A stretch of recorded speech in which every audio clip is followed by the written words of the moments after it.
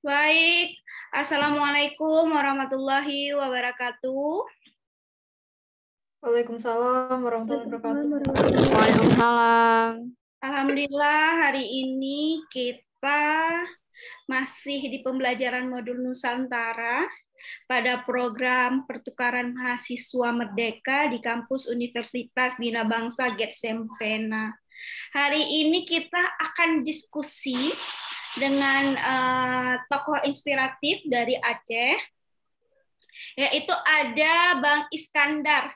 Jadi kalau saya itu panggilnya Bang Iskandar, sapaan akrabnya ya, Bang Iskandar. Beliau lulusan dari Institut Seni Yogyakarta, yang sekarang beliau juga sedang melanjutkan S3-nya di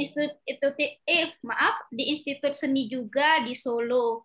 Nah, teman-teman, pada kegiatan ini yaitu kita ketahui bahwasanya kegiatan kelas inspirasi, yang mana kegiatan ini akan kita lakukan selama 1 semester 3 kali, nantinya bakal ada tokoh-tokoh yang lain. Nah, saya berharap teman-teman aktif dalam berdiskusi nantinya, melakukan tanya jawab mengenai materi dengan Bang Iskandar, kemudian selalu mengaktifkan kamera dan mengunmute mikrofon ya. Nah, jika memang ingin bertanya nanti pada sesi bertanya, teman-teman bisa menggunakan fitur raise hand. Ya, bisa menggunakan fitur raise hand atau via chat. Bu, saya ingin bertanya, nama saya seperti ini, seperti itu ya. Oke, saya akan sapa dulu. Assalamualaikum Bang Is. Waalaikumsalam Bu Rizka. Waalaikumsalam. Alhamdulillah, Bang Is. Ini sebelumnya saya izin dulu stop screen ya. Ya, siap.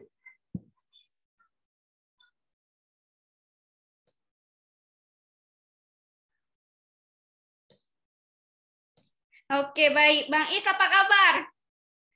Baik, Bu Rizka. Di mana sekarang posisinya? Siap posisi di Banda Aceh ini. Oh, kirain di Solo. Enggak, belum balik ke Solo. Belum balik ke Solo, Bang Is ya. Oke deh, Bang Is, hari ini kita bakal diskusi. Kita mau cerita-cerita sedikit tentang Kem Biawak ya, Bang Is ya. Mungkin bisa langsung kita lanjutkan, waktu dan tempat dipersilakan Bang Is. Oke, Assalamualaikum warahmatullahi wabarakatuh. Selamat sore rekan-rekan mahasiswa semuanya. Terima kasih Bu Rizka, dan rasanya ini sebenarnya ini dilihat dari wajah-wajah ini sudah sangat lelah ya. Walaupun memang tadi nggak ikut kuliah ya. Tadi ikut kuliah nggak? Nggak ada, Pak. Ikut kuliah tadi. Bang.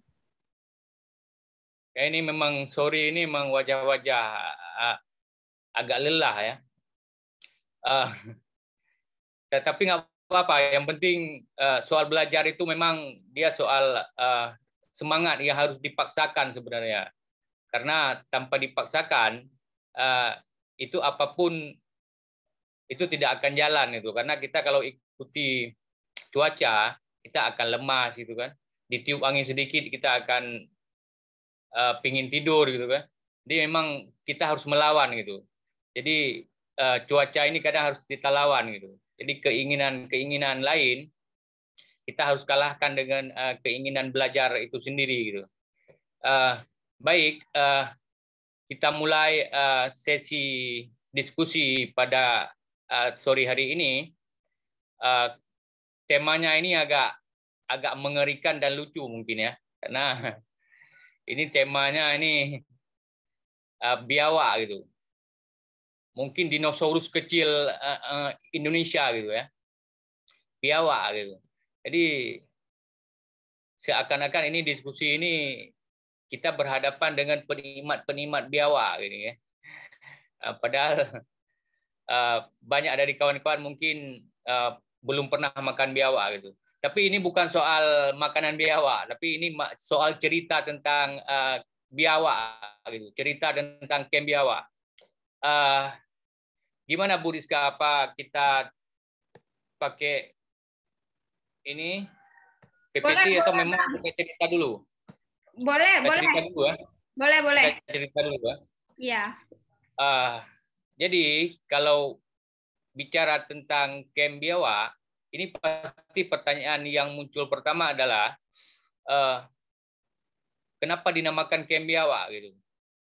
Jadi sebuah tempat itu kenapa dinamakan Kem Biawak? Jadi begini ya, soal nama saya pikir itu persoalan konvensi ya, persoalan membentuk opini publik gitu. Jadi di sini terbukti bahwa walaupun namanya jelek, asalkan sikapnya bagus, nilainya itu bagus, itu akan bagus itu. Jadi seperti nama kita juga kan, kadang ada nama orang itu jelek, tapi tindakannya itu bagus, sikapnya itu bagus itu. Jadi moralnya bagus itu. Jadi lama kelamaan nama yang jelek itu berubah menjadi nama bagus itu. Jadi konvensinya itu berubah sesuai dengan nilai yang dibawa oleh nama tersebut gitu. Di sini pertama sekali ketika ini cerita sebelum Kem Biawak sebenarnya. Sebelum Kem Biawak saya itu mendirikan camp juga, namanya camp konsentrasi seni gitu. Nah, sebelumnya saya juga mendirikan camp sebenarnya di Jogja, waktu kuliah di Jogja. Saya namakan Gerakan Surah Buku gitu.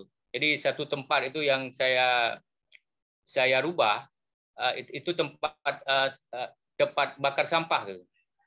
Saya rubah menjadi tempat diskusi gitu. Terakhir menjadi ruang bagi Gerakan Surah Buku gitu hingga sekarang gitu. Nah, ketika saya balik ke Aceh, kebetulan saya baliknya bukan balik ke Banda Aceh gitu, tapi balik ke agak pelosok gitu. Saya jadi dosen di Institut Seni Budaya Indonesia di ISBI di Janto gitu. Di sana kan memang sepi ya. Jadi saya di sana kepikiran itu untuk mendirikan camp juga ternyata, dan karena tempatnya sepi dan cocok untuk inkubasi, meditasi atau lain-lain, saya namakan camp itu dengan namanya camp konsentrasi seni gitu. Karena kebanyakan lingkungannya lingkungan seni gitu. Jadi saya namakan camp konsentrasi seni. Nah, di sana saya juga mengumpulkan kayu-kayu macam-macam, juga menggelar diskusi, juga kayu-kayu yang kita siapkan itu kita racik untuk karya seni ya.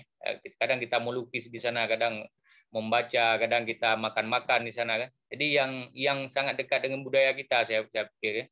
Jadi selama setahun di sana camp itu mungkin hampir viral ya, tapi sudah viral karena memang kemarin itu Metro TV Nasional juga meliput itu 1 jam di Metro TV Nasional itu tentang camp konsentrasi seni itu.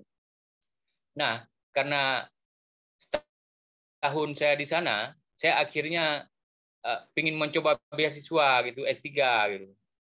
Saya tiba-tiba mungkin ingin kuliah karena mungkin merasa belum cukup ilmu gitu kan. Jadi saya akhirnya tes kuliah gitu. Tes kuliah dan lulus. Kebetulan karena memang kondisinya itu saya sering balik di Banda Aceh, sudah jarang ke Janto, ke Aceh Besar.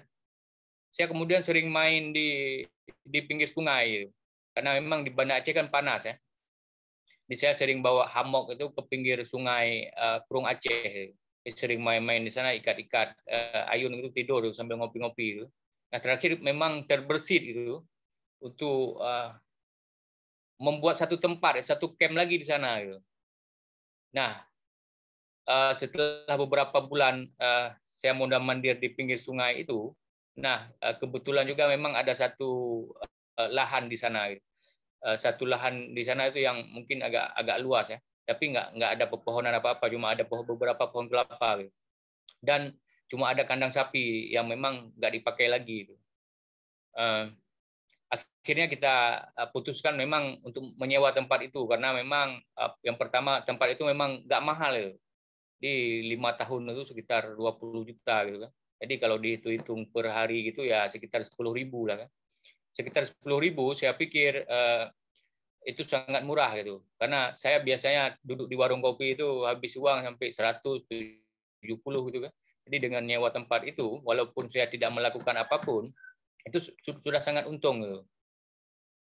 Nah, apalagi saya suka memancing gitu di sana kan. Jadi bisa jadi nanti jadi tempat sport gitu kan untuk mancing-mancing gitu. Saya memang sering memancing itu sebelumnya. Sebelum menyewa tempat itu masih memancing dan sering bertemu biawak gitu di sana.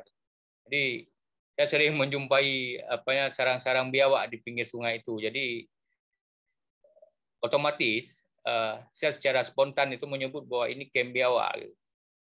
Jadi camp biawak.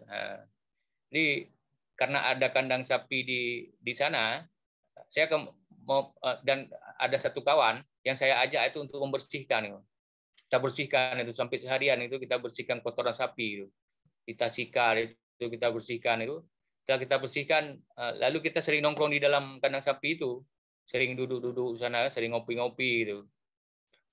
Bahkan ada kawan itu sering tidur di sana. Jadi dia nggak pulang ke kosnya, sering tidur di kandang sapi itu. Jadi memang nyaman gitu. Jadi di antara ada rumputan yang memang di samping itu kan agak jauh dari pohon. Itu memang jadi tempat yang teduh akhirnya gitu. Jadi hingga kita berpikir memang ini bukan tempat duduk karena memang kalau sudah ada tempat kita harus isi konten ini. Saya berpikir bagaimana mengisi konten gitu akhirnya kan. Mengisi konten akhirnya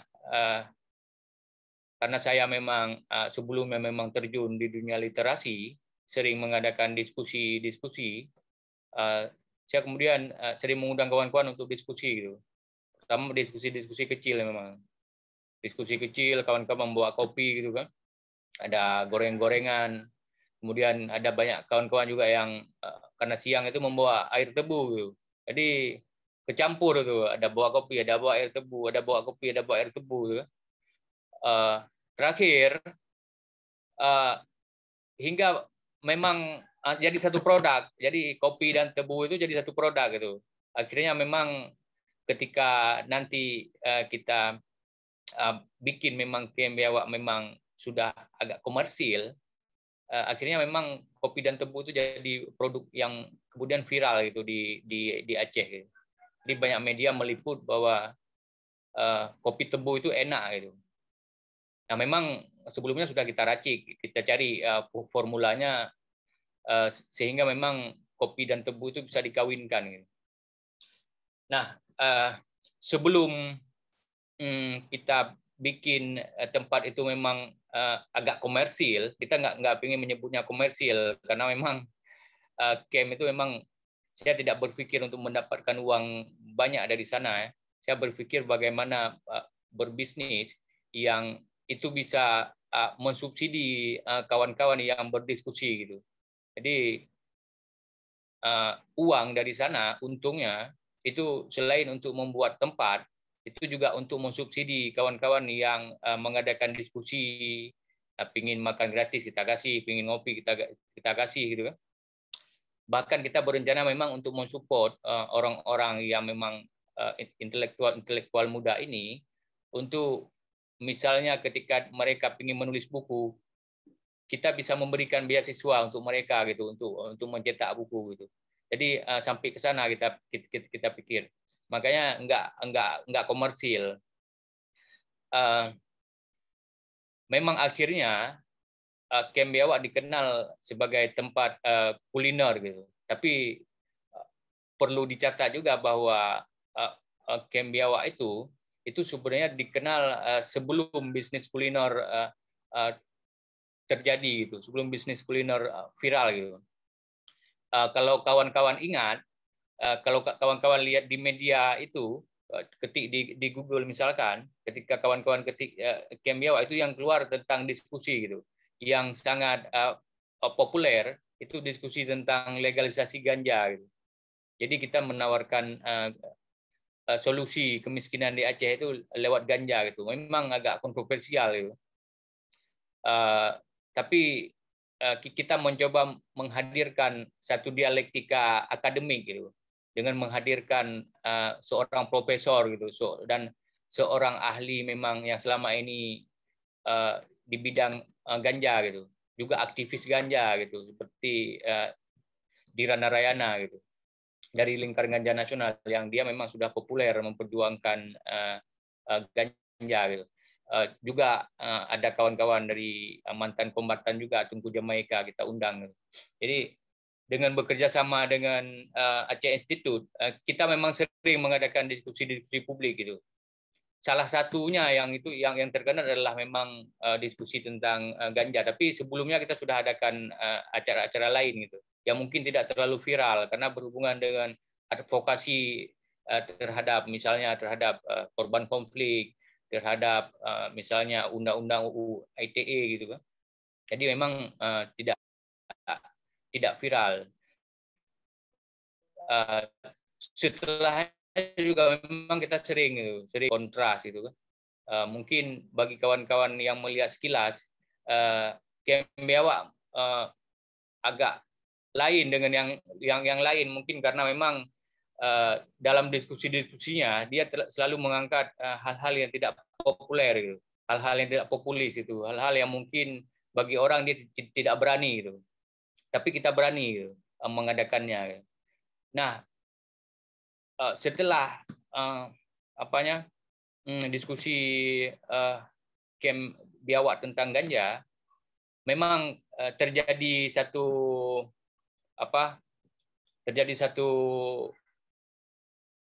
titik berangkat bagi kita gitu.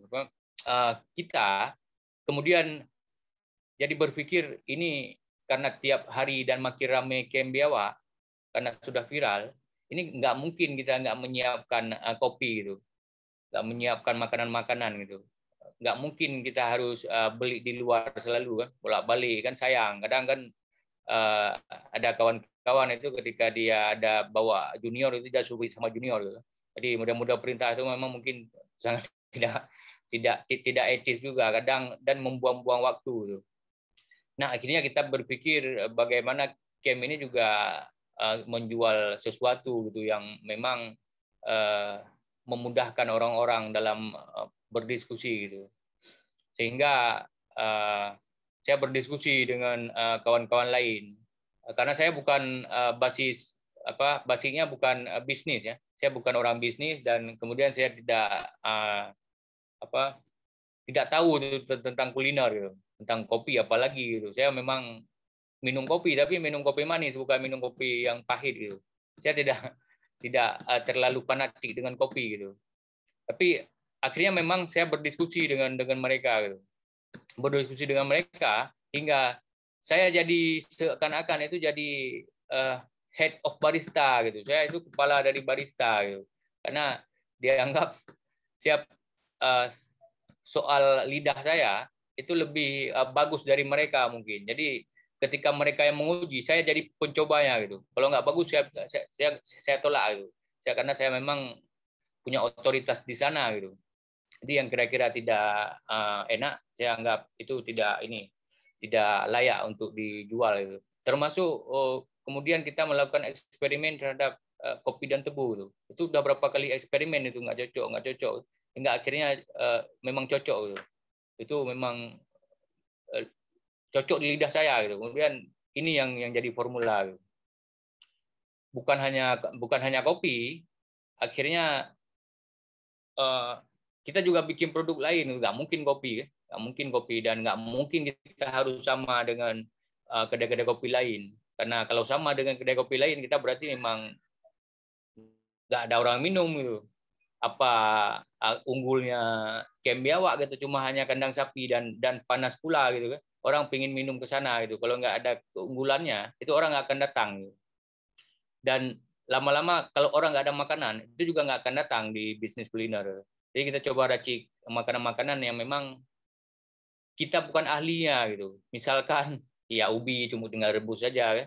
Ubi tinggal rebus, misalnya pisang tinggal rebus, itu apa yang mudah-mudah gitu.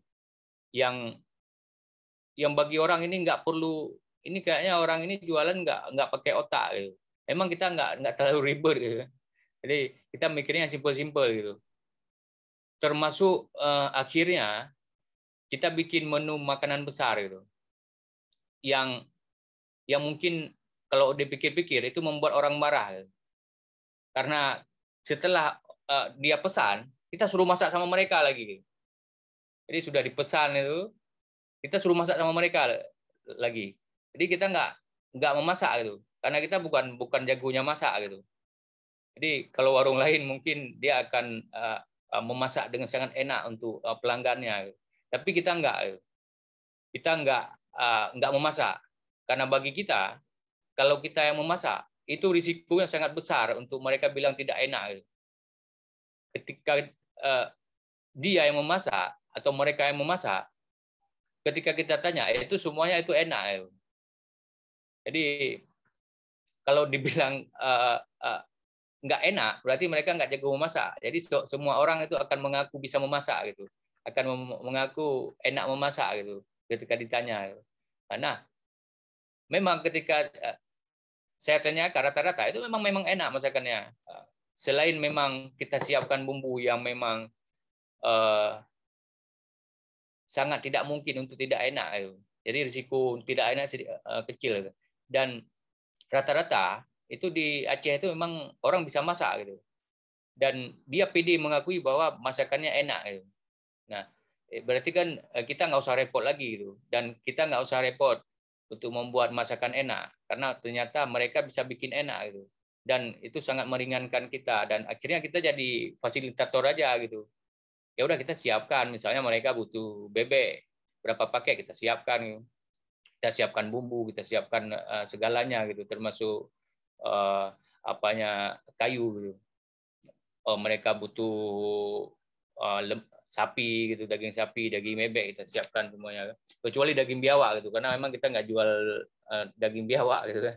Ada juga yang memang mungkin mereka ingin ya bercanda gitu kan. Jadi mereka pesan daging biawak gitu. Tapi kita nggak menyiapkan itu hanya nama gitu, hanya nama untuk mengangkat camp biawak. Gitu. Nah, sebenarnya banyak yang menarik gitu, yang memang pada dasarnya kita nggak butuh banyak pikiran dalam memikirkan hal-hal yang sifatnya misalnya bisnis gitu. Jadi yang pertama memang adalah pelanggan gitu. Nah kita keuntungannya kita punya masa yang banyak gitu. Jadi sebelumnya memang kita sudah punya pengikut gitu. Pengikut dalam artian mereka sering ikut acara-acara kita gitu. Nah kita sudah punya orang-orang yang berkumpul gitu. Dan walaupun akhirnya kita tidak punya orang-orang yang ahli gitu, yang ahli dalam beberapa hal gitu. Karena saya seni, otomatis semua hal itu berhubungan dengan camp biawak tentang operasional itu memang saya harus jadi ahlinya gitu. Jadi makanya segalanya itu otomatis berhubungan dengan seni karena saya basisnya seni gitu. Jadi dari awal sejak saya alihkan kandang sapi itu untuk jadi satu bar, itu memang saya kepikir langsung memang ini harus artistik gitu. Jadi harus kekuatannya adalah seni gitu. Karena dengan seni itu bisa menarik orang-orang untuk datang gitu. Soal lain itu mungkin ada ahlinya, tapi saya hanya itu yang saya bisa gitu. Saya harus bikin kandang ini semenarik mungkin gitu. Sehingga orang-orang datang ke sana gitu. Nah, selain kandang, saya harus berpikir tentang juga konsep gitu. Bagaimana konsepnya gitu. Ini konsepnya kita harus milih yang bagaimana gitu. Harus sama dengan kafe gitu. Sedangkan kita tidak punya banyak modal gitu, seperti kafe gitu. Dan dari awal kita nggak mengandalkan modal. Jadi kita nggak fokus di modal gitu. Kita hanya modal keberanian itu, modal nekat gitu. Bukan modal dana gitu. Dari sejak pertama buka kita hanya punya uang itu 1 juta gitu untuk buka camp biawak itu untuk operasionalnya. Itu untuk beli gelas dan beberapa alat-alat masak. Gitu. Cuma itu yang bisa kita beli. Jadi orang mungkin berpikir ini gila, ini bisnis gila dan saya suka bisnis yang begitu gitu. yang memang diremehkan gitu. Tapi pada akhirnya orang jadi bingung gitu. Ini kok bisa seperti ini gitu. Nah, jadi dengan modal segitu akhirnya kita memang memberanikan diri untuk untuk mengoperasional camp gitu. Jadi camp akhirnya memang kita bikin beberapa menu gitu. Sebelumnya memang sudah ada menu, ada kawan-kawan bikin menu gitu, dan dia mungkin mindsetnya kafe gitu. Mindsetnya kafe, dia bikin ada menu misalnya kopi arabica, kopi apanya misalnya espresso gitu. Nah, saya nggak menarik dengan itu gitu. Akhirnya pamfletnya juga saya buang, saya bakar gitu. Ini bukan jualan nih. Kalau seperti orang lain ini bukan jualan. Ini bagi saya ini bukan seninya gitu. Ini plagiasi, ini nggak butuh pemikiran gitu. Nah, kita harus bikin lain gitu.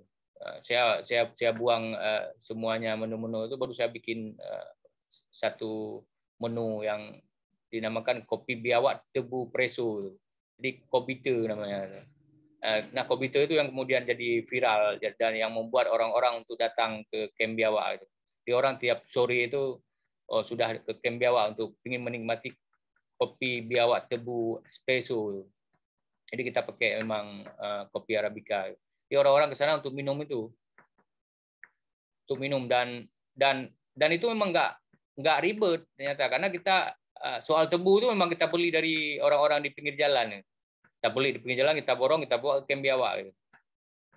Nah, hanya kopi yang kita sediakan itu. Kita pesan dari petani kopi, memang kopi karena harus khusus karena untuk supaya rasanya nggak berubah gitu. Nah, akhirnya memang setelah terkenal dengan kopi tebu, ternyata memang tebu itu mungkin sangat menarik dan sangat menyedot energi saya untuk berpikir tentang tebu itu. Hingga saya memang buka internet itu, cek itu tentang tebu gitu kan. Jenis-jenis tebu, rupanya ada ribuan jenis tebu di Indonesia gitu. Ada banyak jenis tebu ternyata di Indonesia, dan selama ini memang kita nggak tahu gitu. Ya, di Aceh juga banyak ya, seluruh Indonesia itu banyak itu jenis-jenis tebu itu. Ya, kalau diteliti itu. Dan saya kepikiran ini kalau tebu ini difermentasi bagaimana gitu. Karena di Aceh kan ada yang nira difermentasi gitu. Akhirnya jadi nira preso sekarang ya, terkenal. Bagaimana kalau difermentasi? Nah, akhirnya saya belajar fermentasi gitu. Fermentasi secara otodidak gitu. Makanya di Camp Biawak itu banyak aksesorisnya itu dari fermentasi tebu itu. Ada yang berhasil, ada yang enggak. Jadi ya banyaknya enggak berhasil gitu. Dan saya yakin memang kalau diuji coba itu akan berhasil.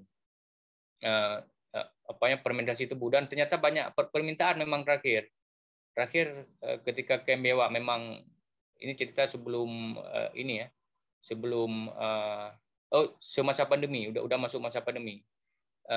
Itu banyak kawan-kawan yang minta fermentasi tebu itu, karena memang kita pengaruhi, kita bilang bahwa ini termasuk minuman yang mencegah COVID itu, padahal kita nggak tahu itu kan, belum diuji dan kita di masa COVID juga bikin banyak eksperimen gitu. Kita campur jahe, campur daun ini, campur daun, pokoknya hampir banyak daun-daun yang dianggap itu enak kita campur gitu. Kita taruh madu, kita taruh jahe merah gitu. Jadi banyak orang nanya itu, ini obat COVID? Ya, ini obat COVID.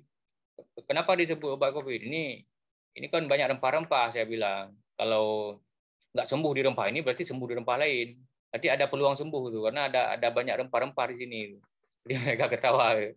Jadi di Camp Biawak emang kita nggak serius itu. Jadi dari ide awal nggak serius, sejak saya namakan Camp Biawak itu nggak serius, hingga akhirnya nggak serius itu. Nggak serius. Jadi makanya kawan-kawan mungkin agak akrab dengan Camp Biawak itu. Dia bisa ketawa-ketawa lepas itu kan di alam terbuka. Dia bisa memasak. Jadi mengekspresikan mungkin kasih sayangnya kepada orang tua misalkan kan. Dia ingin merasakan bagaimana nikmatnya memasak gitu. Bagaimana perasaan memasak gitu. Jadi mereka memasak, dan di sana saya tahu bahwa ternyata cewek-cewek itu nggak bisa memasak. Jadi di Aceh itu kebanyakan cowok-cowok bisa memasak. Cewek-cewek rata-rata nggak bisa memasak. Jadi di camp biawak saya tahu bahwa banyak cewek-cewek ternyata misalnya rebung kala itu nggak dicincang dulu, jadi langsung dilempar aja ke kuah. Jadi seri itu nggak ditumbuk dulu, langsung ditaruh ke ini misalnya kan. Jadi itu menggambarkan bahwa bukan nggak bisa memasak sebenarnya. Saya bilang bukan nggak bisa memasak, tapi memang malas memasak itu. Jadi mungkin cewek-cewek milenial itu udah malas memasak gitu. Makanya laki-laki itu yang kebanyakan bisa memasak. Ini di Aceh ya. Di Aceh itu memang kalau di ruang publik itu laki-laki, mungkin di rumah beda ya. Ini cewek-cewek di ruang publik itu rata-rata memang nggak suka memasak, mungkin malu atau apa gitu kan. Tapi di camp biawak kita membuktikan bahwa kebanyakan memang cowok yang jago-jago masak gitu. Dan mereka yang suka memasak itu. Nggak tahu apakah cowok mewarisi jiwa cewek atau cewek, nggak tahu kita. Pokoknya di Aceh itu rata-rata laki-laki suka memasak gitu. Jadi jiwa perempuan itu ada gitu. Hampir sama kayak tarian Aceh juga gitu kan. Tarian Aceh kan tarian yang ditarikan cewek itu sekali-sekali itu kan agak gagah gitu kan, menggambarkan kegagahan laki-laki gitu. Juga ada sisi juga yang gemulai gitu kan, menggambarkan tentang cewek gitu. Begitu juga cowok gitu. Coba lihat tarian yang ditarikan cowok gitu. Pasti ada gemulainya gitu. Ada lambat, ada cepat gitu kan. Ada gemulai, ada yang heroik gitu. Jadi ternyata Aceh memang mungkin memiliki keunikan pada orang-orangnya gitu. Jadi orang-orang itu punya dua sisi gitu. Jadi bisa jadi backup gitu. Jadi ketika istrinya meninggal, mungkin dia bisa menggantikan istrinya gitu untuk memasak. Begitu juga istri gitu. Ketika suaminya meninggal, dia bisa melakukan aktivitas yang mungkin dulu dilakukan oleh laki-laki gitu. Makanya tidak heran ketika kita melihat Tun Nyak-Dien itu yang berperang gitu. Ketika kita melihat Tun Nyak-Dien itu dengan gagahnya bisa berperang hampir sama seperti laki-laki, dan Belanda bilang memang bahwa orang-orang Aceh itu gagah hebatnya seperti laki-laki gitu. Juga laki-laki gitu. Walaupun laki-laki Aceh mungkin dulunya mungkin gagah-gagah, hebat-hebat, tapi juga memiliki sifat keperempuanan gitu.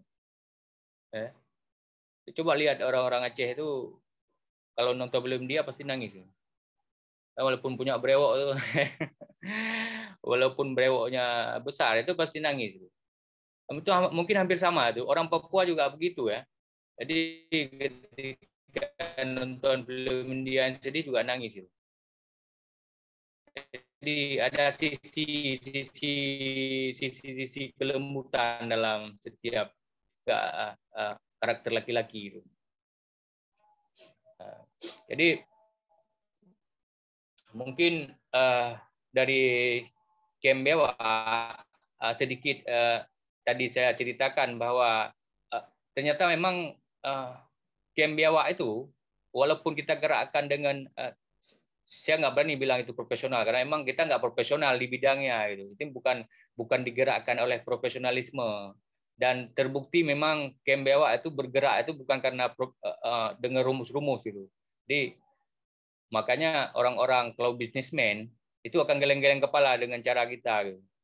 Cara kita menggerakkan bisnis. Karena dari awal kita memang nggak berpikiran bisnis tuh. Dan kita bikin harga itu sesuka hati kita gitu.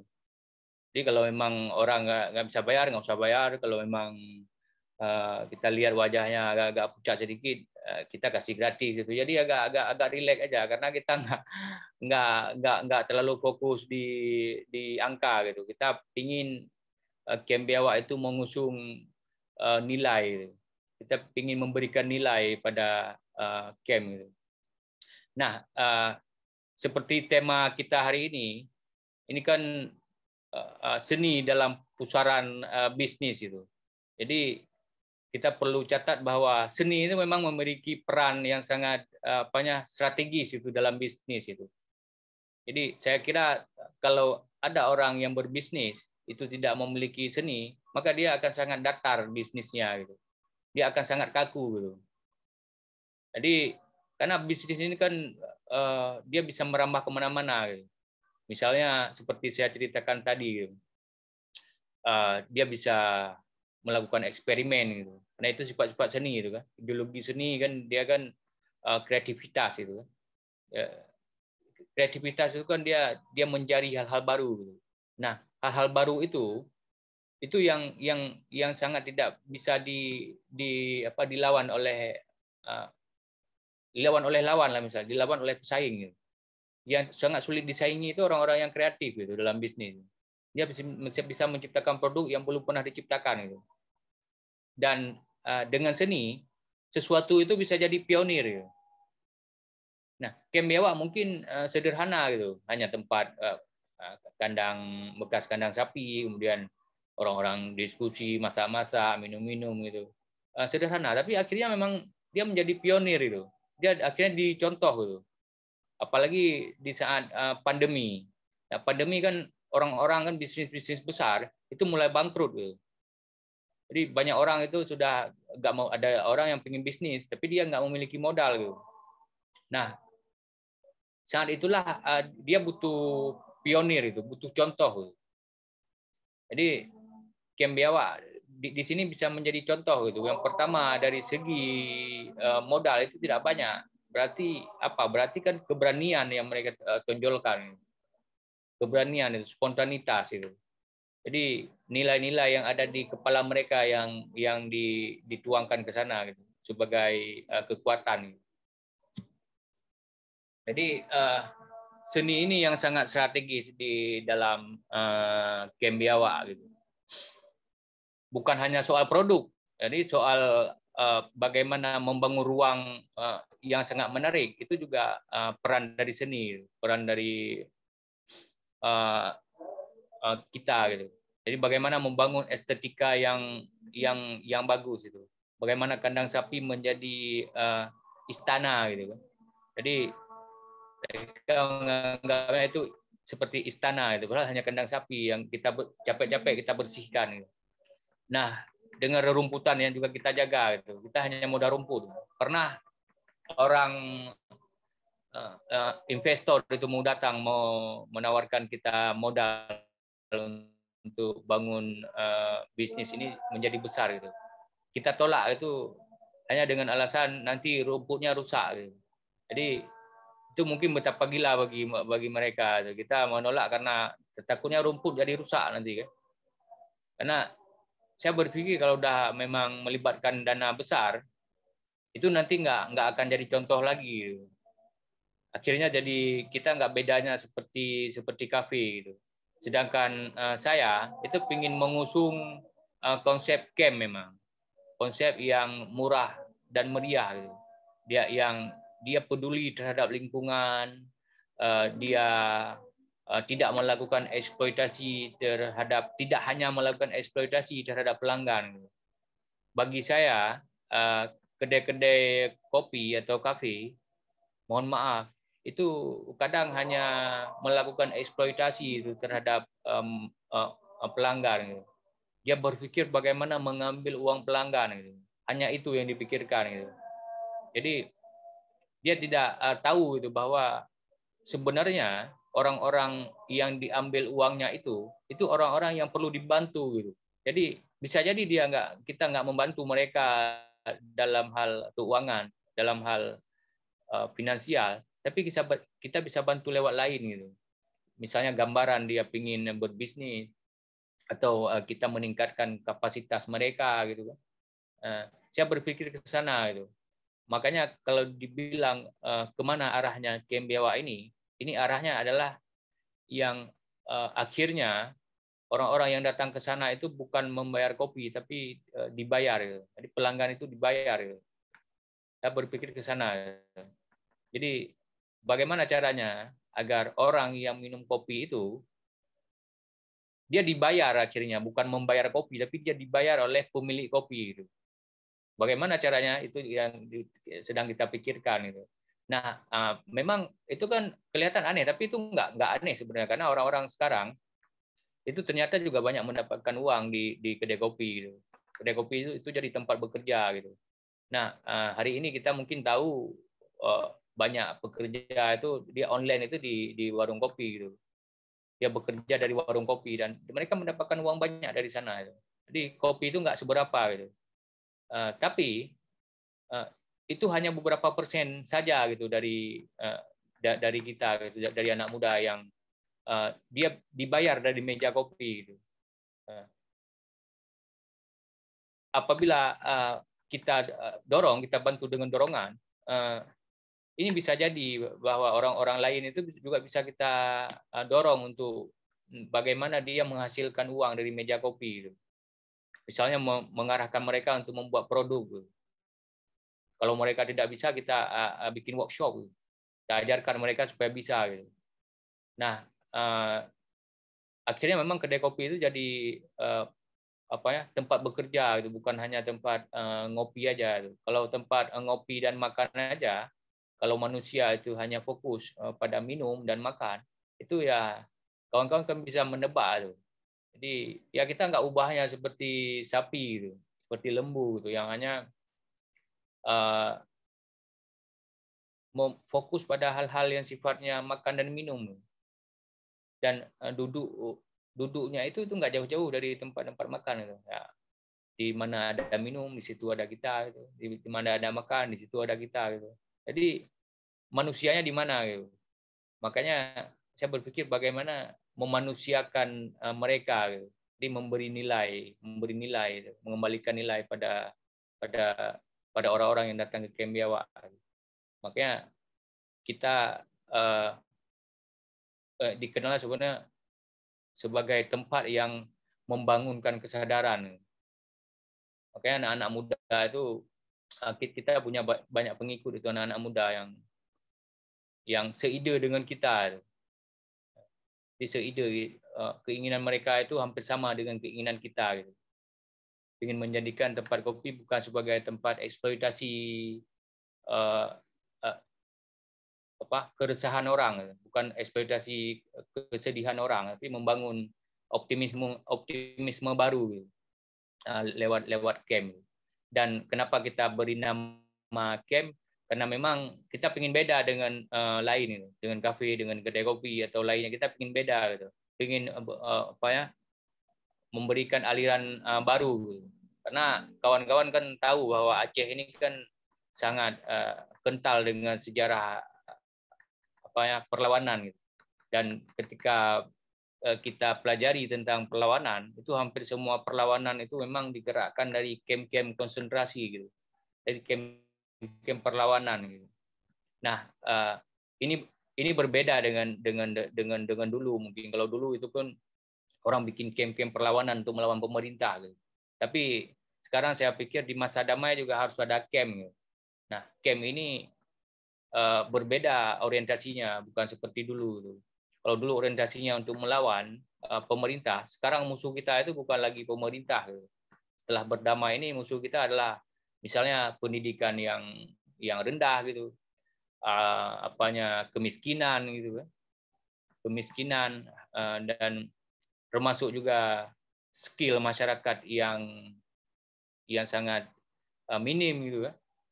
Makanya itu menjadi satu persoalan besar sekarang dan jika kita bikin banyak camp yang itu memberikan konten-konten di dalamnya, setidaknya kita tidak bilang bahwa ini akan merubah, gitu. Setidaknya ini akan membantu untuk memberi jalan lain gitu untuk menggapai solusi atas persoalan ini.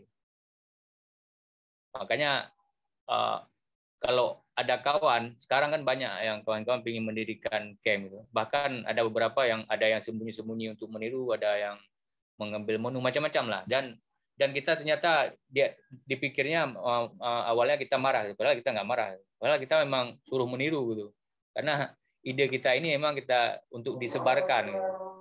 Jadi kita nggak masalah, pengen ditiru, pengen di itu nggak masalah. Karena itu akan sangat membantu kita gitu. Karena tujuan kita bukan untuk personal gitu, tapi untuk masyarakat gitu. Lebih banyak orang yang meniru konsep kita itu lebih bagus gitu.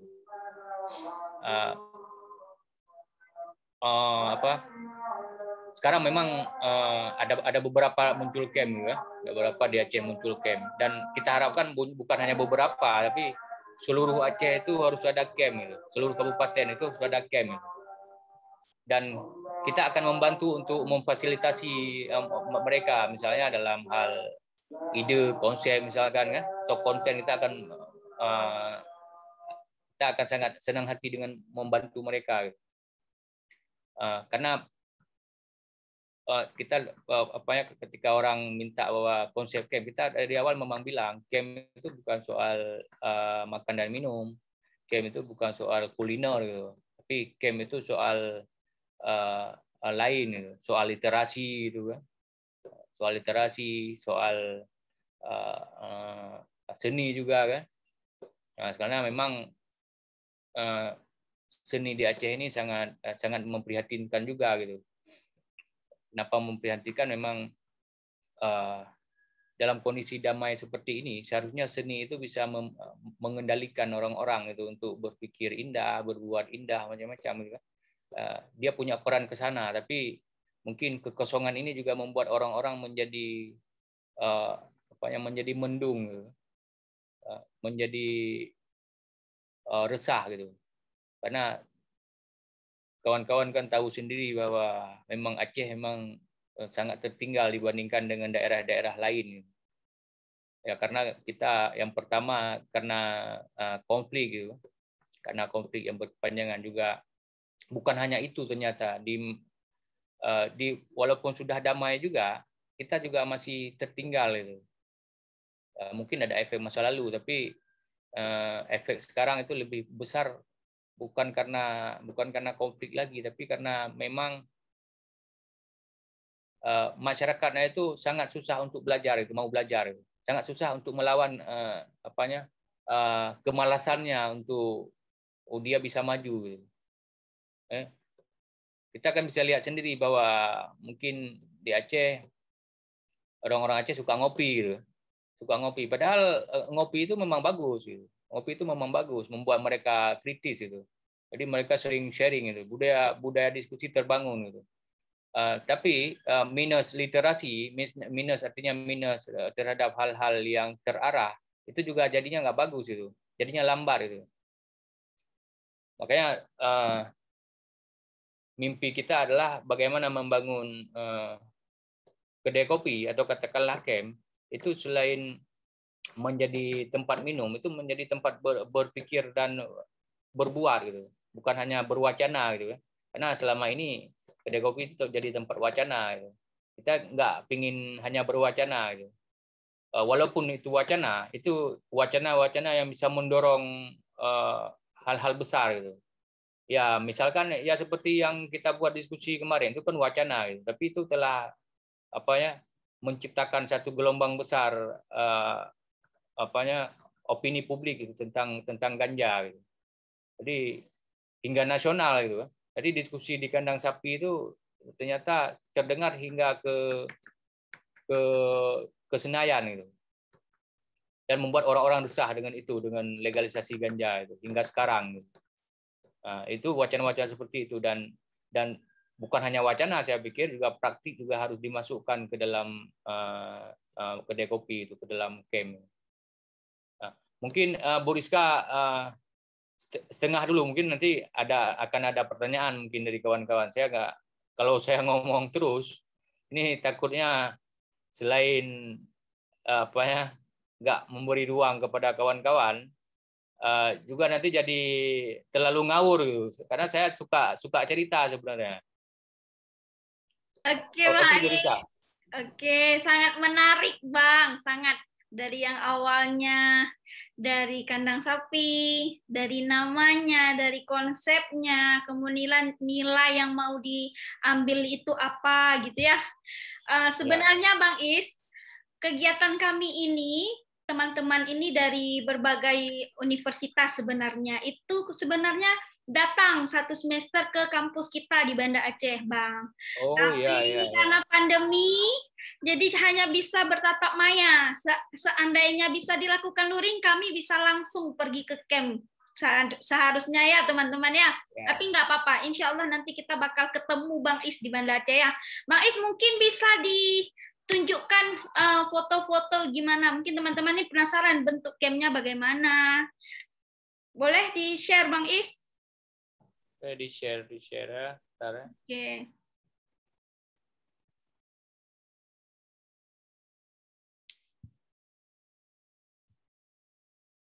Sebelum saya share mungkin Bu Rizka bisa ini mungkin ya, kita bisa diskusi juga gitu, jangan ini ya. Oke, boleh. Teman-teman, saya yakin pasti ada pertanyaan penasaran nih tentang camp biawak yang Salsabila sudah mengangkatkan tangannya. Kemudian siapa lagi? Tiga dulu ya. Ya. Salsabila, ada Nanik, satu lagi siapa? Oke, satu lagi dia. Nanik dulu, silakan Nanik. Terima kasih Bu atas waktunya. Silakan. Dari cerita-cerita Bapak tadi sangat menginspirasi dan sangat unik sekali menurut saya. Untuk mewujudkan hal tersebut, Bapak bukan hanya melihat dari nilai uang saja, tapi dari berbagai aspek untuk membantu orang lain, untuk mengurangi kemiskinan, dan menurut saya untuk mewujudkan hal tersebut butuh empati yang sangat tinggi, empati terhadap lingkungan dan juga orang lain. Pertanyaan saya, bagaimana cara khusus atau Bapak punya tips khusus untuk membangun empati itu, apalagi untuk kaum muda seperti saya? Oke, sebelumnya sebutkan nama sama universitas, Mbak. Saya dari Universitas Negeri Malang, Bu. Oke. Nanik Nurlaila. Oke, baik. Langsung jawab atau kita sekalian, Bang Is? Oh ya, langsung jawab juga nggak apa-apa. Oke, biar jangan lupa, Bang Is. Silakan. Ya. Ya, siapa tadi namanya dari UNM Malang? Nanik Nurlaila. Nanik ya. Menarik sebenarnya karena soal empati ini kan soal bagaimana memobilitas orang ya. Jadi seperti yang saya ceritakan tadi, memang saya itu suka bergaul orangnya. Jadi suka bergaul dan suka itu nggak milih-milih orang untuk bergaul gitu. Dan saya mungkin dibilang bukan ramah ya, tapi so akrab. Saya so akrab mungkin lebih ini ya. Jadi orang-orang yang nggak kenal saya so akrab aja gitu. Dan ternyata hal-hal yang kita buat, hal-hal yang positif itu memang itu otomatis itu akan menimbulkan banyak empati dari masyarakat gitu. Jadi sesuatu itu jika dia positif, dia akan menemukan orang-orang yang positif juga, dan ternyata orang baik itu memang banyak gitu. Jadi banyak juga kawan-kawan itu membantu di camp biawak itu. Ada yang dia bekerja di sana nggak mau digaji gitu. Nggak mau digaji itu, dia digaji nggak mau, dia mau bekerja aja itu karena dia senang bekerja di sana. Ada kawan-kawan yang datang ke sana, tapi kebanyakan kita nggak mencari kawan-kawan untuk datang ke sana. Kita nggak, misalnya kita kan bergerak di bidang literasi gitu. Saya nggak menggunakan mereka itu untuk nggak memobilitas mereka itu untuk datang meramaikan ketika kita berbisnis gitu. Jadi saya cari orang-orang lain lagi gitu. Jadi bukan kawan-kawan udah ada, tapi kita cari anak-anak muda lain itu untuk kita ajak ke sana gitu. Padahal kalau saya gunakan misalnya anak-anak gerakan surah buku, anak-anak literasi gitu, itu akan ramai itu dari awal gitu. Tapi saya nggak pakai cara itu. Karena saya tahu itu ramainya nggak lama itu hanya sebentar itu. Saya cari orang-orang lain itu. Nah, terutama bukan karena saya saya pingin orang-orang baru, tapi karena saya nggak mau dianggap saya itu memanfaatkan dunia literasi itu untuk menjadi bahan mobilitas orang untuk saya ingin mencari keuntungan itu. Jadi ceritanya nggak bagus nanti kan. Kalau saya ingin menggunakan misalnya embel-embelnya diskusi, embel-embelnya ini baca buku gitu. Tapi akhirnya saya pingin jualan gitu, pingin mencari keuntungan. Makanya saya nggak pingin citranya ke sana gitu. Hal-hal yang semacam itu yang kemudian membuat orang-orang berempati gitu. Jadi pemikiran-pemikiran simpel semacam itu gitu. Misalnya tentang di Kem Biawak itu nggak boleh ada sampah gitu. Plastik-plastik itu harus bersih gitu. Dan saya memang mengajarkan kepada pengelola Kem Biawak, yang paling pantang di sini itu salah satunya adalah sampah plastik gitu. Jadi dia harus bersih sampah plastik, nggak boleh ada sampah plastik. Jadi kalau sampah lain boleh itu bisa mudah terurai, tapi nggak boleh ada plastik. Karena selain itu membangun budaya nggak bagus, itu juga mencederai estetika gitu. Jadi nggak bagus itu. Seninya nggak dapat ketika ada plastik gitu. Jadi kandang itu jadi menarik, kadang nggak ada plastik gitu. Kalau ada plastik dia nggak menarik gitu. Mungkin hal-hal yang simpel semacam itu yang membuat orang-orang berempati gitu. Di samping banyak hal-hal lain mungkin. Ya mungkin begitu Nani. Nani ya namanya. Iya, Bapak. Terima kasih atas jawabannya, Bapak. Oke. Menarik ya Mbak Nanik ya. Nanti bisa kalau memang ada yang mau ditanyakan lagi nanti di season kedua ya. Ini selanjutnya siapa tadi? Saya, Salsabila. Iya, silakan. Sebelumnya, ya terima kasih atas waktu dan tempatnya Ibu dan Bapak. Mohon maaf saya off cam ya karena ini kosan saya tiba-tiba mati lampu. Nah iya, saya izin bertanya. Sebenarnya kan saya di kampus juga pernah mengadakan komunitas keilmuan, begitu riset dan keilmuan. Tetapi ya walaupun istilahnya masih sedikit yang partisipan yang berminat gitu, yang benar-benar berminat untuk mengikuti kajian yang saya adakan begitu. Dan tapi kami berupaya terus gitu untuk mengadakan program kerja yang benar-benar yang benar-benar bermanfaat gitu. Nah, kalau saya ingin bertanya gitu, bagaimana sih Pak cara kita tuh menarik partisipan gitu untuk mengikuti kegiatan keilmuan gitu, karena yang saya lihat di organisasi saya juga gitu, kayaknya partisipan itu paling paling rendah gitu jumlahnya kalau untuk mengikuti kajian seperti keilmuan atau riset begitu. Nah, dan saya ingin bertanya juga di camp yang Bapak dirikan itu apa ada kayak silabus atau program kerja gitu Pak dalam kegiatan penulisan begitu? Terima kasih Pak. Mbak Salsabila dari kampus apa Mbak? Oh iya. Sebelumnya maaf, saya Salsabila Oktanisanda dari kampus Universitas Muhammadiyah Profesor Dr. Hamka. Terima kasih. Oke, baik. Terima kasih. Silakan Bang Is. Oh ya. Yang pertama bagaimana menarik orang-orang gitu, terutama anak muda gitu kan. Apalagi mahasiswa gitu. Mahasiswa kan kalangan intelektual gitu. Tapi kok sangat sulit itu diajak untuk hal-hal yang bersifat intelektual gitu. Itu seperti petani yang sangat sulit diajak ke sawah gitu ya. Sangat sulit diajak mencangkul di sawah itu memang sangat lucu. Tapi memang begini ya, sebelum memang Kem Biawak, saya memang sudah terbiasa menghadapi hal-hal yang diceritakan Mbak Salsabila. Jadi ternyata memang sangat sulit itu menggait orang-orang. Hingga saya juga berpikir bagaimana caranya gitu. Tapi akhirnya saya dapat caranya gitu. Walaupun memang mungkin bagi orang nggak efektif, tapi bagi saya itu efektif gitu. Jadi caranya adalah dengan tidak mengajak orang gitu. Jadi orang itu diajak itu dengan cara tidak diajak itu. Karena ketika orang diajak itu menjadi hal tersebut menjadi nggak penting itu ternyata. Jadi berarti nggak diajak gitu. Jadi makanya ketika saya di Jogja itu kan kenapa setiap saya menggerakkan sesuatu itu rame. Nah, ternyata saya memang melarang untuk mengajak orang. Selain itu ada propaganda. Tapi saya nggak mengajak langsung itu. Wah, yuk ke sini ya diskusi kita ini meningkatkan ilmu, itu nggak perlu tuh. Nah, artinya apa? Seperti saya bilang tadi, ketika diajak itu menjadi nggak penting.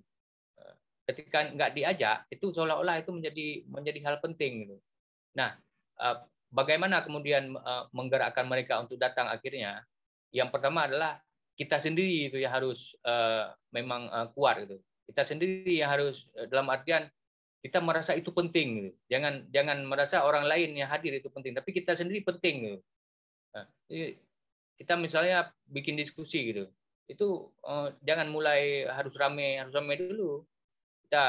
Dulu saya di Jogja itu bikin GSB itu cuma 4 orang gitu pengikutnya. 4 orang pengikutnya. 3 orang duduk untuk melakukan praktik, 1 orang lagi cuma lihat aja apa nih dia. Jadi 4 orang gitu. Karena akhirnya dia termasuk juga ke dalam jamaah itu. Jadi yang lain itu nggak kita ajak, kita cuma bikin keluarkan foto aja gitu. Nah, kita lagi ini, kita lagi hari ini sedang membaca buku-buku ini, bahwa ini tentang ini, kita publish. Besok bertambah lagi 2 orang itu yang datang, penasaran apa yang mereka ini. Tak betul lagi kita narasikan ini tentang ini. Jadi lama-lama datang itu. Pernah memang ketika kita dulu sempat stagnan itu mungkin sekitar 15 orang, 20 orang. Enggak rame-rame, sedangkan orang-orang itu kan berpikir harus ramai karena ini acara penting ya. Jadi mereka itu berinisiatif untuk mengajak orang-orang ke kedai kopi gitu. Mau ajak orang ke kedai kopi suruh aja. Itu saya marahin gitu. Karena itu enggak menarik lagi ketika mereka ngajak orang gitu. Jadi seolah-olah itu hal itu sudah sangat pasaran itu. Mereka ajak itu dengan sengaja diajak. Jadi saya marah itu. Jangan diajak, besok-besok jangan usah diajak lagi. Kalau kamu pingin praktik aja, nggak usah aja. Itu bukan urusan kamu. Biar saya yang berpikir bagaimana mengajak mereka. Itu terutama dengan menguatkan mereka itu dulu. Lama-lama kan seperti orang joget itu tanpa musik gitu. Orang joget tanpa musik gitu. Jadi dia sebelum dihidupkan musik dia udah joget, udah enjoy, udah macam-macam. Dia orang lain itu melihat gitu. Ini orang ini kok tanpa musik dia udah joget, kayaknya asik juga ini joget ini kayaknya. Nah, akhirnya orang lain itu ikut joget gitu. Hanya karena melihat orang joget itu yang ini, artinya apa? Ya sebelum mengajak orang lain, kita sendiri harus enjoy gitu, harus siap gitu. Nah, mungkin saya pikir begitu Mbak Salsabila. Jadi dalam hal-hal yang baik, kadang ada baiknya memang kita nggak mengajak itu seperti hal kebanyakan itu. Seperti hal biasa, ayo ngopi, nggak mengajak itu. Tapi caranya adalah mengajak dengan cara lain. Dengan menunjukkan bahwa kita sangat enjoy dengan itu, kita sangat survive dengan itu, kita sangat ini. Jadi orang bikin orang penasaran itu. Nah, akhirnya apa? Tercipta kesadaran untuk datang. Sedangkan kita ajak, itu adalah kesadaran kita untuk menggiring mereka. Tapi ketika dia sadar itu upayanya itu menarik, saya penasaran, saya ini, saya itu, saya kayaknya penting ke sana. Itu kan menumbuhkan kesadaran mereka. Yang paling lama bertahan itu kesadaran itu. Datang karena kesadaran itu. Bukan datang karena dipaksa, tapi kan dengan kesadaran mereka. Nah, saya ingin orang-orang yang bergerak untuk hal-hal kebaikan atau sifatnya intelektual itu digerakkan oleh pribadinya, bukan digerakkan oleh orang lain. Nah, mungkin begitu Mbak Salsabila. Itu satu pertanyaan. Pertanyaan lain apa tadi? Saya lupa. Apa kalau di camp yang Bapak dirikan ini ada kayak pedoman berupa silabus begitu Pak untuk kegiatannya? Oh ya, enggak, kita enggak pakai silabus karena memang itu bukan bukan tempat yang terlalu bersilabus lah kan. Karena kita tempat rileks, tempat santai. Kita nggak mau misalnya terlalu kaku bikin ada silabus, kita nggak mau. Jadi kita tempat maunya begini, misalkan kita berdiskusi, itu nggak kelihatan diskusi gitu. Jadi jangan sampai itu program gitu. Kita berdiskusi, misalnya kita di kedai kopi, padahal itu berdiskusi gitu. Kita menanyakan ini, menanyakan itu, menggiring ini. Itu diskusi, tapi orang nggak sadar bahwa itu diskusi gitu. Ya ngopi-ngopi, dianggap itu obrolan biasa, padahal ngopi gitu. Karena nanti takutnya ketika ada silabus itu menjadi nggak menarik lagi gitu. Jadi begitu Mbak Salsabila. Oke, baik Pak, terima kasih Pak penjelasannya. Baik, satu lagi tadi siapa yang yang raise hand? Ada satu lagi tadi siapa? Saya, Bu. Ya, Mbak Dia, silakan Mbak Dia. Begini, tadi kan Bang Iskandar sudah menjelaskan mengenai banyaknya risiko dan tantangan yang telah dilakukan Bang Iskandar ketika membangun kafe berorientasi alam ini. Nah, kemudian kan ini tadi kan Bang Iskandar juga menjelaskan kalau misalkan pernah diadakan diskusi ganja atau Bu, pernah diadakan diskusi ganja di kafe tersebut. Nah, sementara itu kan kalau misalkan diskusi tersebut kan sensitif atau maksudnya itu agak tabu di mata masyarakat. Nah, pasti masyarakat itu memiliki pandangan yang agak negatif, apalagi diadakan diskusi tersebut. Nah, Pak Iskandar sendiri bagaimana cara menghadapi stigma jelek masyarakat mengenai kegiatan yang Bapak lakukan tersebut? Oh, ya. Ya, langsung dijawab ya. Silakan. Terima kasih pertanyaannya Mbak Dia. Jadi ini menarik sebenarnya pertanyaan ini. Ini kan mungkin saya tidak menjelaskan tadi bahwa ada tantangan itu ketika mendirikan Camp Biawak. Yang pertama adalah nama itu sendiri gitu. Nama itu menjadi tantangan karena camp itu kan tidak populer di kalangan masyarakat umum itu. Apalagi ketika camp itu jadi kita juga menjual makanan dan minuman. Biasanya kan yang menjual makanan dan minuman kan kedai kopi, warung gitu kan. Ini kok camp? Camp di kandang sapi pula gitu kan. Di dalam kandang sapi itu sangat aneh bagi orang-orang. Sehingga orang yang datang ke sana pun itu jadi canggung gitu. Canggung untuk pesan, canggung. Dia untuk masuk ke pintu gerbang aja, dia canggung gitu. Ada cowok, dia bawa ceweknya itu ke Camp Biawak. Itu mau turun gitu. Ya kok ke sini, kok ke sini. Ya. Jadi dia mungkin berpikir ini mau dia diajak apa ini? Diajak kemana ini? Kok ke kandang sapi gitu kan? Ya padahal mau malam minggu kok diajak kandang sapi gitu kan? Ini mau diapain nih kan? Jadi dia takut gitu. Banyak cewek takut gitu. Itu yang pertama yang kita lihat itu. Nah, setelah diskusi ganja itu juga kita mengalami peristiwa lain lagi. Misalkan pas setelah diskusi tersebut, camp itu sering didatangi Intel itu. Didatangi Intel itu. Sebenarnya salah satu yang membuat kita membuat kopi tebu itu karena juga itu karena dorongan kedatangan tamu-tamu tersebut gitu. Jadi mereka bertugas tapi itu mungkin meresahkan bagi orang-orang di camp gitu. Jadi banyak mereka datang itu mungkin citranya itu camp jadi tempat hisap ganja gitu, bukan tempat diskusi anak muda, tapi tempat hisap ganja gitu. Nah akhirnya saya berpikir ini kita harus rubah ini image ini, kita harus segera bikin menu gitu. Nah menu yang cocok itu ya yang menu yang saya racik tadi itu kopi dan tebu itu, dan menu yang memang mungkin kita nggak usah mikir gitu ya, racik aja menu itu. Jadi taruh aja tebu ke dalam gelas gitu.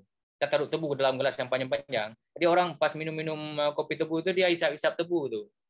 Hisap tebu kan seperti hisap rokok juga, seperti hisap ganja juga kan. Jadi hisap tebu itu di mana-mana orang hisap tebu. Jadi mungkin lama-lama mungkin ada Intel yang bekerja mungkin dia melihat ini bukan orang hisap tebu di sini, ini salah laporan ini kan orang hisap bukan orang hisap ganja tapi orang hisap tebu tuh. Jadi di camp itu rata-rata orang hisap tebu tuh, nggak ada hisap ganja di camp, rata-rata orang hisap tebu tuh. Jadi lama-lama kita positifkan lagi ya, positif. Jadi lama-lama terkenal itu bukan karena diskusi ganja lagi, diskusi ganja akan tenggelam hanya jadi mitos itu yang mendukung camp.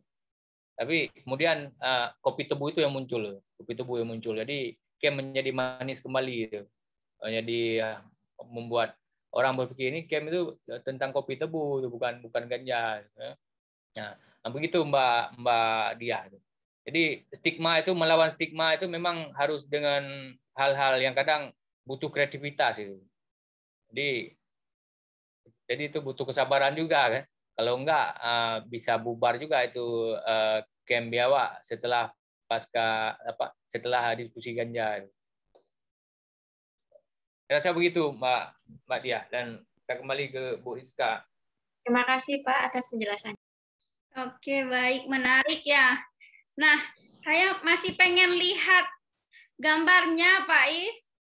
Oh ya, saya tadi agak buru-buru bikin, tapi nggak apa-apa, kita ini aja. Saya ambil beberapa gambar ya. Boleh. Kita lihat gimana bentuknya camp biawak.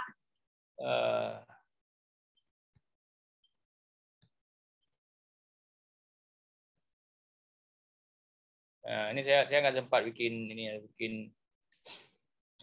Oke. Ini udah bisa lihat, kawan-kawan udah bisa lihat. Udah, tinggal di slideshow aja, Pak. Nah, saya slideshow ya.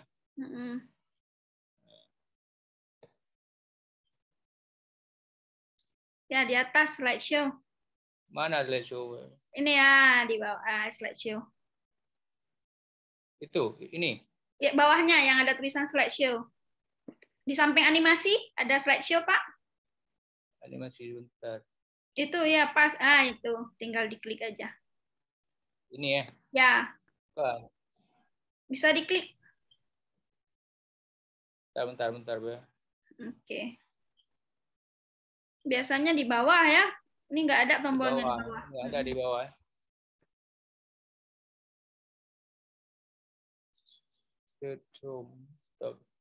Gini nggak bisa lihat, Bu? Bisa. Lihat, boleh. Gini aja biar mudah. Boleh, silakan Pak. Biasanya di bawah ini. Bu, Pak. Mungkin yang di pojok kanan bawah itu. Oh, yang di samping 90% ya, Mbak Agin? Iya. Oh, di sini ya. Nah, coba Pak. Di situ. Ini PPT-nya beda ininya. Itu Pak. Oh, ini ya, ini. Ya. Nah, ya. Oke, sudah kelihatan. Ini yang awalnya. Ini foto awal ini. Ini setelah dibersihkan. Ini sedang dibersihkan ini sebenarnya. Kita istirahat dulu nih. Ini dari siang sampai malam kita bersihkan nih, kita sikat. Gitu. Ini sama kawan ya. Oke. Sama kawan ini seperti diskusi penting gitu. Akan diskusi penting. Jadi ini foto bersejarah saya pikir, karena sebelum ada apa-apa di camp biawak itu. Cuma ada kursi itu juga kita pinjam dari kandang samping.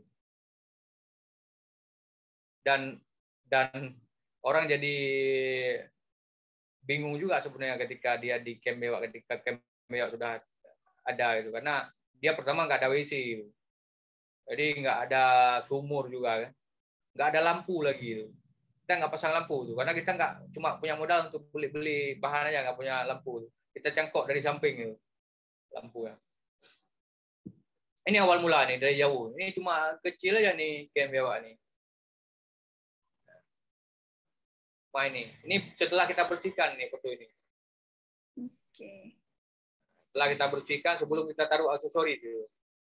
Nah, terakhir kita memang taruh aksesoris itu. Aksesoris yang kita ini ya.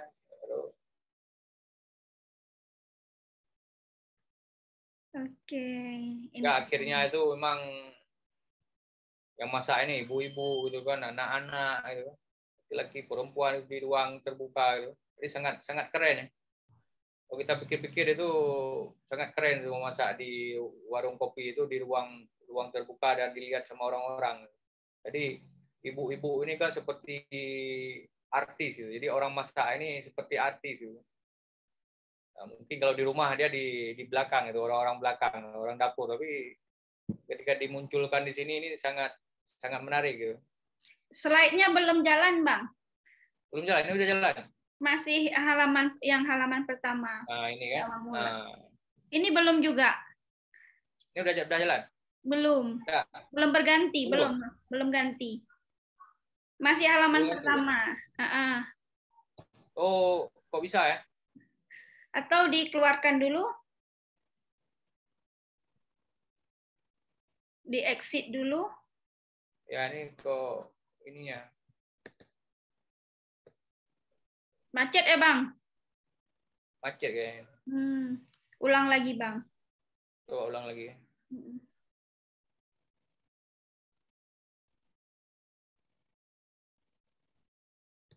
Berarti kalau dibuka besar, PowerPoint-nya macet. Yang kecil aja kayak tadi, Bang. Yang kecil aja kayak ya. Yang Bentar. Oke.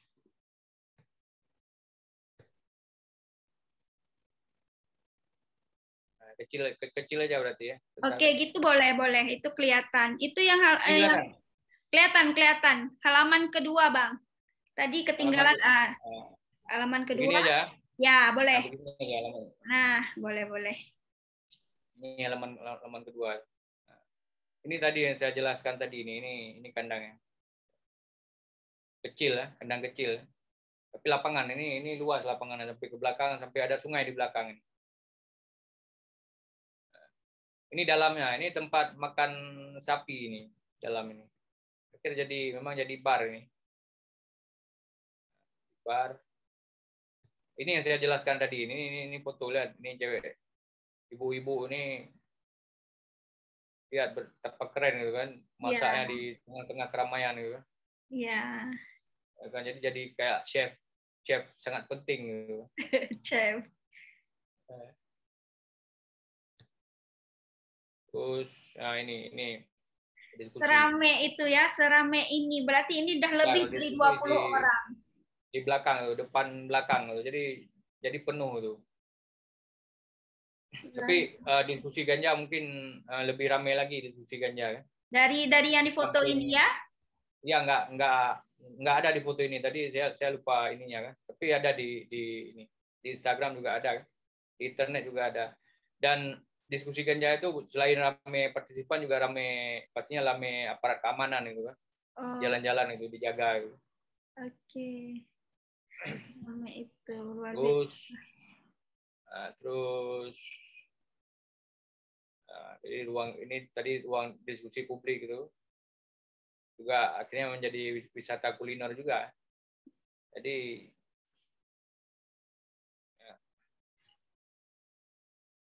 ini yang temanya masak sendiri, Bang ya?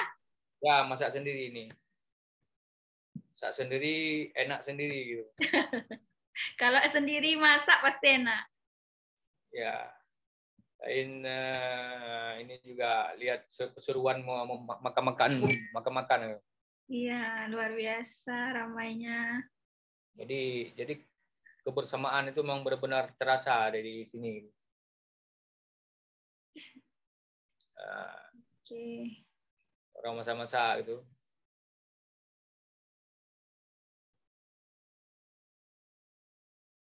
Terus menu itu.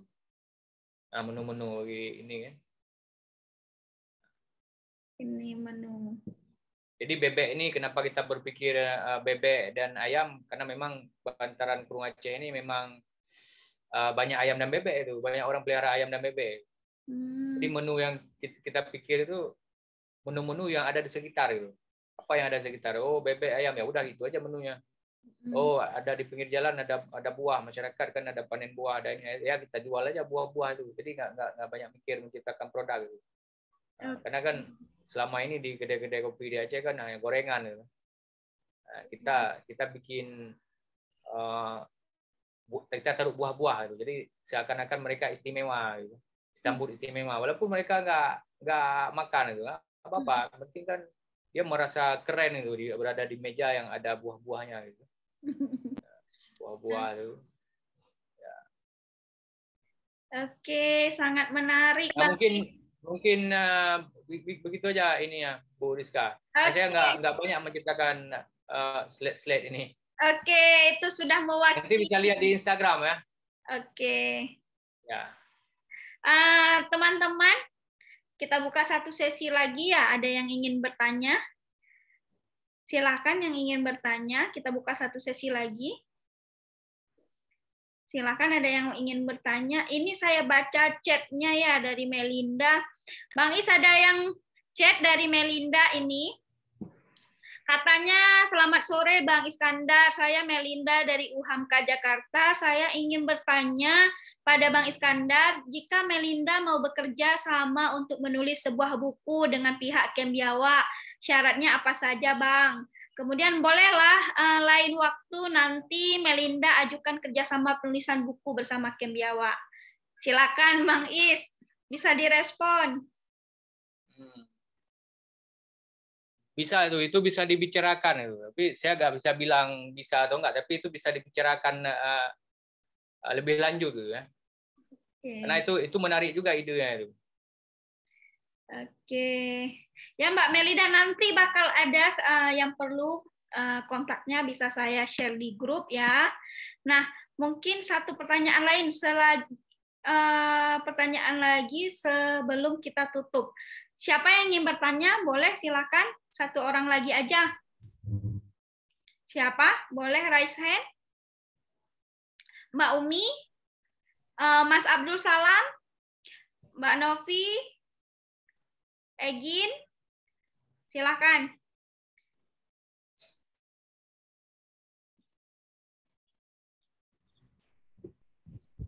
Oke, siapa? Boleh Egin? Silakan. Saya ingin bertanya, tapi mungkin ini di luar materi yang dijawab tadi itu ya, Bu. Boleh, silakan. Karena tadi beberapa pertanyaan sudah diwakilkan oleh teman-teman. Yang saya tanyakan adalah, apakah laporan modul Nusantara itu dilaporkan setiap pertemuan dan dikirim melalui SPADA atau bagaimana, Bu? Oke, ini mengenai teknis ya, mengenai ini modul Nusantara. Jadi teman-teman, sedikit saya infokan, memang laporan mingguan yang dilakukan atau yang dibuat oleh mahasiswa itu harus diupload di SPADA, di menu logbook. Jadi itu ada 3 yang melaporkan, saya sebagai dosen modul Nusantara, kemudian mentor dan juga mahasiswa setiap minggunya. Jadi setiap kegiatan itu harus ada laporan yang diupload di SPADA, kemudian di menu logbook. Ya Mbak Egin ya. Nanti mengenai kalau sekarang saya nggak bisa contohkan karena memang SPADA lagi maintenance. Ya, mungkin nanti kita setelah ini bisa kita bahas tekniknya kalau SPADA-nya udah bisa buka, gitu ya. Gitu Mbak Egin. Berarti kalau yang minggu lalu itu hanya sekedar tugas-tugas ya, Bu? Bukan laporan. Iya, yang di assignment ya. Iya. Iya, itu tugas bukan laporan. Kalau laporan itu dalam format yang saya kirimkan di grup, yang dikirimkan mentor di grup. Oke. Terima kasih banyak, Bu. Sama-sama. Mungkin itu aja, Bang Is. Ya. Oke, saya rasa ya, cukup. Bang Is, sebelum... Ada pertanyaan lagi. Ini kayaknya yang aktif cuma beberapa orang aja nih. Ini kayaknya cukup. Mereka antara paham atau enggak ini kayaknya. Sebenarnya memang mereka seperti ini, Bang. Sebenarnya memang ekspektasi mereka tuh berangkat ke Aceh. Oh, ya, ya. Nah, itu ekspektasinya karena pandemi. Harus sabar memang ya. Mudah-mudahan bulan 10 ini sudah ada pengumuman untuk berangkat, jadi bisa langsung bertatap muka, tidak bertatap maya ya. Saya yakin mereka juga sudah bosan belajar bertatap maya. Apalagi kalau bahas tentang Kem Biawak, pasti serunya kan kalau langsung datang gitu ya. Langsung melihat lingkungannya, bentuknya. Tapi nggak apa-apa. Saya berharap juga Bang Is ya, jadi semangat mereka juga nggak kendur kalau bertatap maya, jadi harus semangat juga. Tapi alhamdulillah dari 15 mahasiswa, alhamdulillah hari ini 14 mahasiswa hadir, 1 mahasiswa yang tidak hadir. Oke Bang Is, mungkin sebelum kita tutup Bang Is, mungkin ada closing statement untuk menyemangati adik-adik mahasiswa kita nih, Bang Is. Ya. Ini di close dulu, Bang Is ya. Oh ya, di close ya. Oke, silakan Bang Is closing statement-nya. Ya. Sebagai penutup, saya kira memang kita yang terpelajar ini itu harus melakukan sesuatu gitu untuk masyarakat gitu, entah sekarang atau nanti gitu. Jadi kita jangan menunggu itu sampai harus sukses dulu gitu melakukan sesuatu gitu. Padahal melakukan sesuatu itu adalah salah satu hal untuk menuju sukses gitu. Jadi melakukan hal-hal kecil itu tidak hina gitu, dan asalkan itu positif, itu memang harus kita lakukan itu. Jadi titik berangkatnya adalah positif, itu niat baik gitu. Niat baik itu harus dilanjutkan oleh siapapun gitu. Tanpa takut dengan risiko apapun gitu. Saya pikir itu Bu Rizka ya. Jadi sebagai closing statement, saya pikir karena kita ini semua adalah kalangan terpelajar, maka kita harus menunjukkan sesuatu yang terpelajar ketika berada dalam masyarakat itu. Itu aja saya pikir, Bu Rizka. Oke, baik. Terima kasih Bang Is untuk sharingnya hari ini. Alhamdulillah, semoga kita bisa bertatap muka secara langsung nantinya. Terima kasih untuk sharing inspirasinya. Kemudian terima kasih untuk nilai-nilai yang telah nilai-nilai penggugah untuk mahasiswa ini ya. Bang Is, saya ucapkan terima kasih banyak untuk hari ini. Ya, sama-sama. Sehat-sehat selalu semuanya. Mungkin diskusi ini kita akhiri dengan membaca hamdalah bersama-sama. Alhamdulillahirabbil alamin. Assalamualaikum warahmatullahi wabarakatuh. Waalaikumsalam warahmatullahi wabarakatuh. Terima kasih, Pak Iskandar. Ya, terima kasih semuanya ya. Bu dan Bapak. Terima kasih, Bang. Terima kasih, Bu Rizka. Sama-sama, Pak Is.